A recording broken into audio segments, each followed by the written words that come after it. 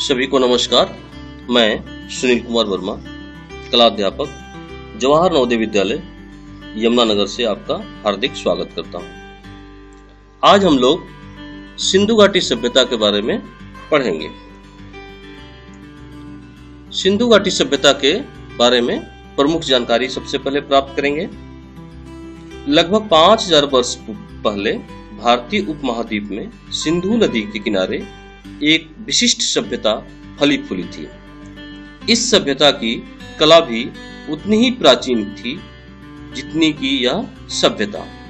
हालांकि 2500 ईसा पूर्व से 1500 ईसा पूर्व के बीच की कला अवधि में यह सभ्यता अपने चरमोत्कर्ष पर थी। सिंधु नदी के दोनों किनारों पर विकसित स्थलों में दो अधिक महत्वपूर्ण थे। उत्तर में हड़प्पा तथा दक्षिण पश्चिम में मोहनजोदड़ो। वर्तमान में दोनों स्थल पाकिस्तान में स्थित हैं। सिंधु घाटी सभ्यता से प्राप्त कलाकृतियों का संक्षिप्त व्याख्या को देखेंगे। इस सभ्यता के विभिन्न स्थलों से प्राप्त कला के विविध रूपों में शामिल हैं मूर्तियां, कांस्य और मृण मूर्तियां, मोहरें, बर्तन, आभूषण तथा मृदभाट इत्यादि।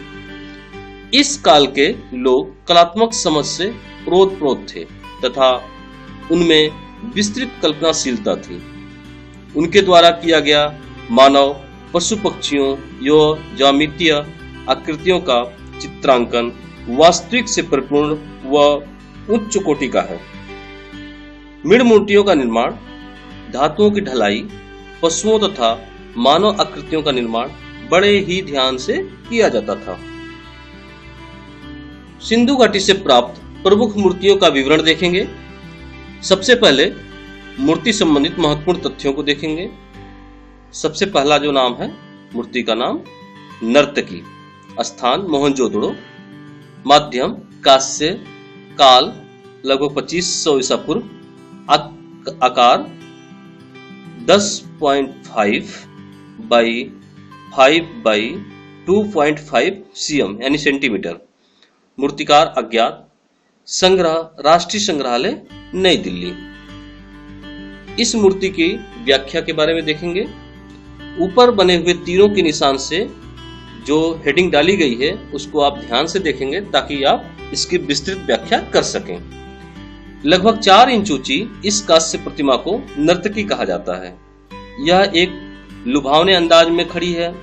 उसके लंबे बाल जूड़े के रूप में पीछे की ओर बंधे हैं।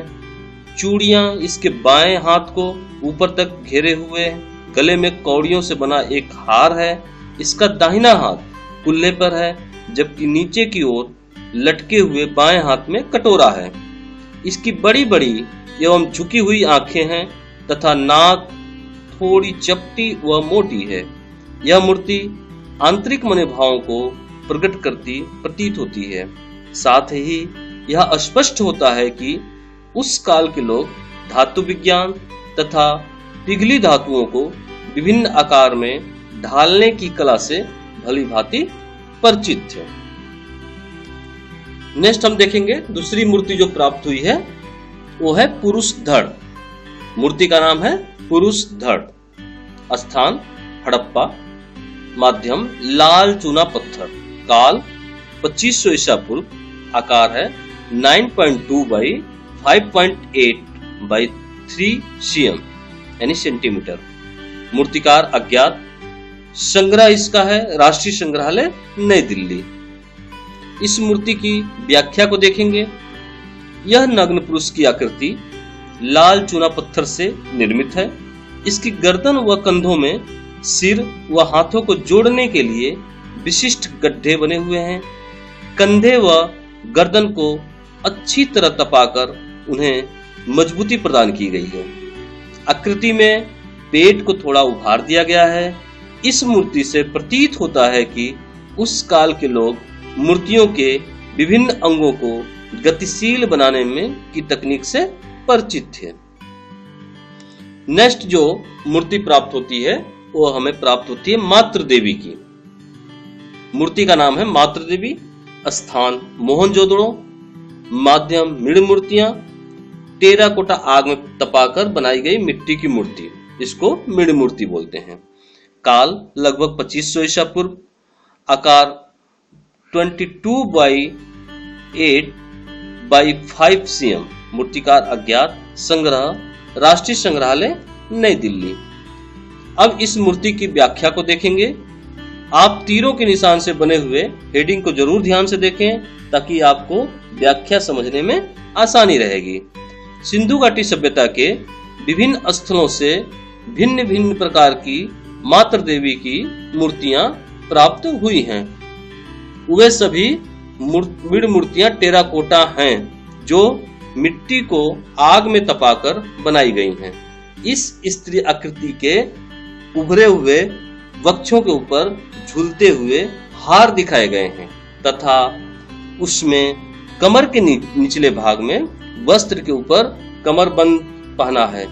सिर पर सजावटी पंखानुमा मुकुट आकृति दिखाई गई है, जबकि दूसरी में मुकुट में दोनों ओर कपनुमा आकृतियां बनी हैं। मूर्ति का दोनों आंखें छोटी गोलीनुमा है। नुकीली नाक तथा मुंह को लंबी दरार के रूप में कटा हुआ बहुत ही परिष्कृत रूप में दिखाया गया है। नेक्स्ट जो हम देखेंगे वहां से एक सबसे महत्वपूर्ण है जो मुहर प्राप्त हुआ है। उस मुहर का नाम है एक श्रृंगी साढ़ यानी कि यूनिकॉर्न बुल। स्थान मोहनजोदड़ो। माध्यम सेलखड़ी पत्थर। काल लगभग 2500 ईसा पूर्व। आकार 2.5/2.5/1.4 सेंटीमीटर। मूर्तिकार अज्ञात। ये भी राष्ट्रीय संग्रहालय नई दिल्ली में संग्रहित है। इस मुहर से संबंधित व्याख्या को देखेंगे। इस मुहर को एक सिंग वाला साढ़ कहा जाता है। इस मुहर पर अंकित आकृति एक ऐसे जीव की है जिसकी गर्दन से ऊपर का भाग एक सिंग वाले सफेद घोड़े के समान तथा शेष भाग धड़ बिना कुबड़ वाले साढ़ की भांति दिखाया गया है। सिंग को आगे की ओर विशेष घुमाव के साथ दिखाया गया है। यह मोहर मोहनजोदड़ो से प्राप्त हुई है। इस मोहर पर विशेष आकार वाले अन्य चिन्ह भी अंकित हैं। सिंधु घाटी सभ्यता के हड़प्पा व मोहनजोदड़ो से अन्य आकृति वाली बहुत सी और मोहरें प्राप्त हुई हैं, जिनमें पशुपति, बाघ, गैंडा तथा कुबड़ वाला साढ़ अंकित है। नेक्स्ट हम मूर्तियों को देखेंगे।